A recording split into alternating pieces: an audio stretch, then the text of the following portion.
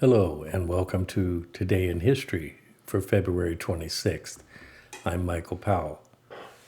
On February 26th of 1993, the first attempt was made on the World Trade Centers.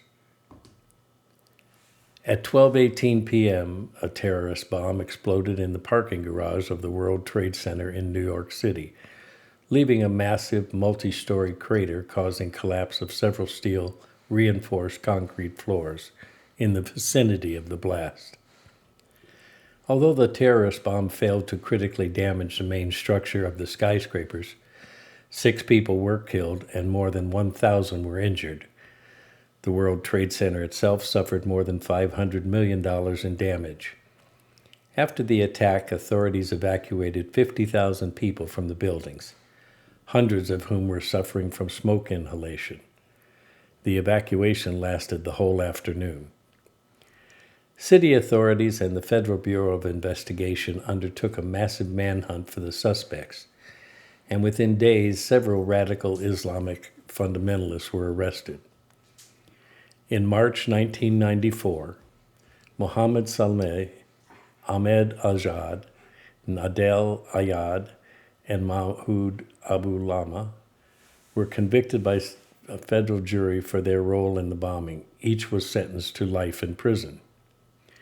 Saleh, a Palestinian, was arrested when he went to retrieve the $400 deposit he had left for the Ryder rental van used in the attack. Ajad and Ayad both played a role in the construction of the bomb and were arrested soon after. Abu Halima, who helped buy the mix and explosives, fled to Saudi Arabia, but was caught in Egypt 2 weeks later. The mastermind of the attack, Ramzi Ahmed Youssef, remained at large until February of 1995 when he was arrested in Pakistan. He had previously been in the Philippines, and a computer he left there found terrorist plans that included a plot to kill Pope John Paul II and a plan to bomb 15 American airliners in 48 hours. On the flight back to the United States, Youssef reportedly admitted to the Secret Service agent that he had directed the Trade Center attack from the beginning and even claimed to have set the fuse that exploded the 12,000-pound bomb.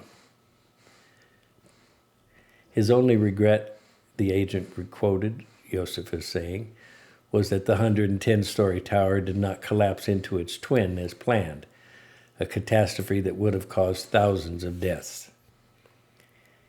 Iyad Ismaili, who drove the Ryder van into the parking garage below the World Trade Center, was captured in Jordan that year and taken back to New York.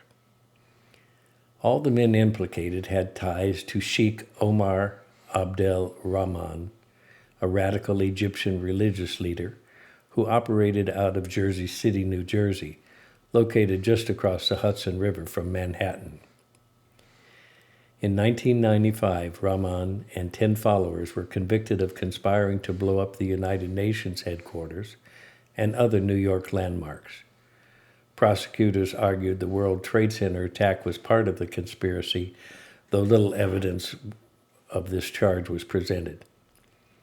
In November 1997, Youssef and Ismaili, convicted in a courtroom only a few blocks away from the Twin Towers, and subsequently sentenced to life in prison without the possibility of parole.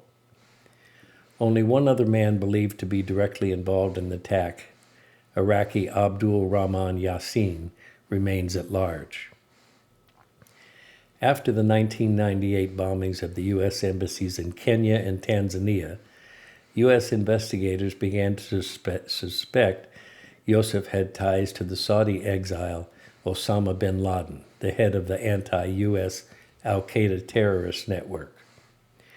Whether bin Laden was in fact involved in the 1993 Twin Towers attack has not been determined, but on September 11th of 2001, 2 groups of al-Qaeda terrorists finished the job that was begun by Youssef, crashing 2 hijacked airliners into the north and south towers of the World Trading Center. The structural steel skyscrapers could not withstand the tremendous heat generated by burning jet fuel, and both collapsed in 2 hours of being struck.